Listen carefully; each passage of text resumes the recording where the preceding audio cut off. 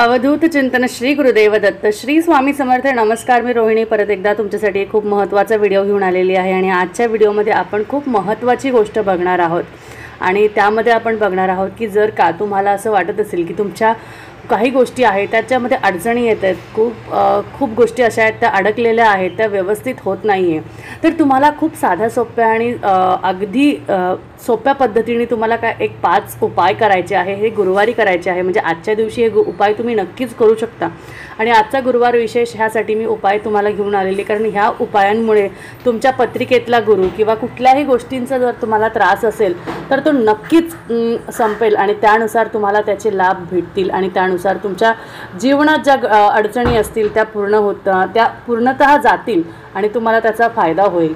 तर तुम्हाला मी सांगते की जर तुमच्या पत्रिकेत गुरुग्रह किंवा बृहस्पती ग्रहामुळे काही निगडीत कोणते दोष असतील किंवा कुठले कारणं असतील आणि त्यामुळे तुमच्या घरात कलह किंवा कोणत्याही गोष्टी नकळत घडत असतील किंवा कोणत्याही गोष्टी पूर्णत्वाला जात नसतील, तर त्यासाठी तुम्हाला साधे सोपे गुरुवारचे विशेष उपाय करायचे असतात।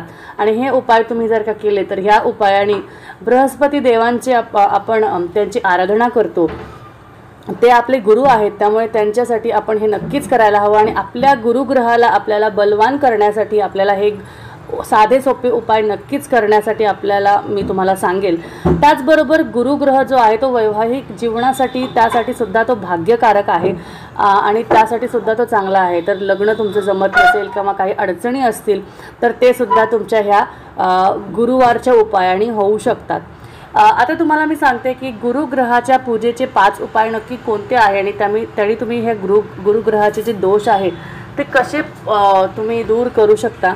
तर सगळ्यात पहिलं तुम्हाला मी सांगते की गुरुवारी गुरुग्रहाच्या निमित्ताने व्रत तुम्हाला ठेवायचं असतं, ज्यात तुम्हाला पिवळे वस्त्र परिधान करायचे आहे आणि बिनमिठाचे भोजन तुम्हाला ग्रहण करायचे आहे आणि त्याचबरोबर जेवणात पिवळ्या रंगाचे खाद्यपदार्थ जसे बेसनाचे लाडू, आंबे, केळी इत्यादी हे असायला हवे। म्हणजे पिवळ्या रंगाचा जास्तीत जास्त सामील तुम्ही करावा, कारण पिवळा रंग हा विष्णू भगवानांना प्रिय आहे, बृहस्पती देवांना प्रिय आहे।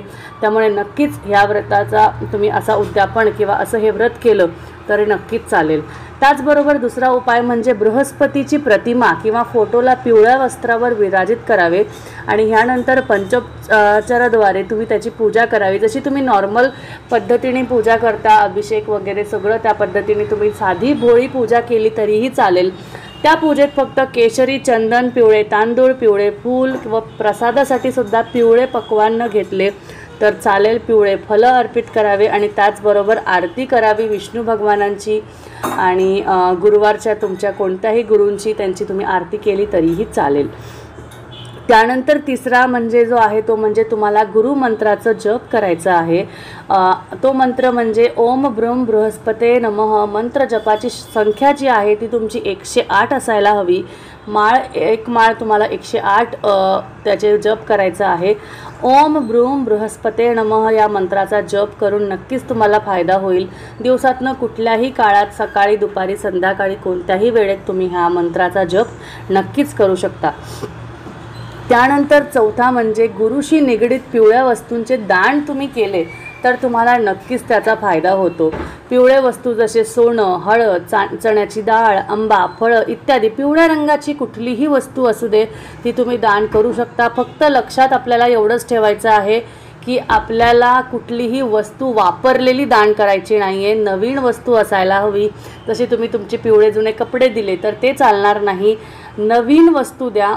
दान म्हणजेच नवीन वस्तूच्या, आपल्याला आपल्या वापरलेल्या गोष्टी दान नाही करायच्या आहेत। जर का आपल्याला गुरुशी निगडीत त्या गोष्टी करायच्या आहेत तर एरवी तुम्ही त्या गोष्टी दान वगैरे करू शकता, पण जर का तुम्ही उपाय करतायत तर त्यासाठी तुम्हाला हे नाही करायचं आहे। त्याचनंतर 5वी जी गोष्ट आहे ते म्हणजे तुम्हाला महादेवाला बेसनाच्या लाडूचा प्रसाद अर्पित करायचा आहे। हो, महादेवांना बेसनाच्या लाडूचा प्रसाद अर्पित करायचा आहे। तुमच्या घरात ज्या काही कलहच्या गोष्टी असतील, ज्या काही गोष्टी घडत असतील त्यामध्ये धन, संपत्ती, विवाह आणि भाग्यसंपत्ती ज्या अडचणी असतील त्या नक्कीच दूर होतील आणि तुम्हाला त्यातनं फायदा मिळेल। तर मला असं वाटतं तुम्हाला आजच्या व्हिडिओप्रमाणे तुम्हाला आजचा जो उपाय आहे तो नक्कीच आवडला असेल आणि त्यानुसार तुम्ही नक्कीच ह्या गोष्टी करून बघा, नक्कीच तुम्हाला फायदा मिळेल। भेटूया परत एकदा पुढच्या छानशा व्हिडिओमध्ये. तोपर्यंत काळजी घ्या, असेच आपले व्हिडिओ बघत राहा. तोपर्यंत अवधूत चिंतन. श्री गुरुदेव दत्त. श्री स्वामी समर्थ. जय जय स्वामी.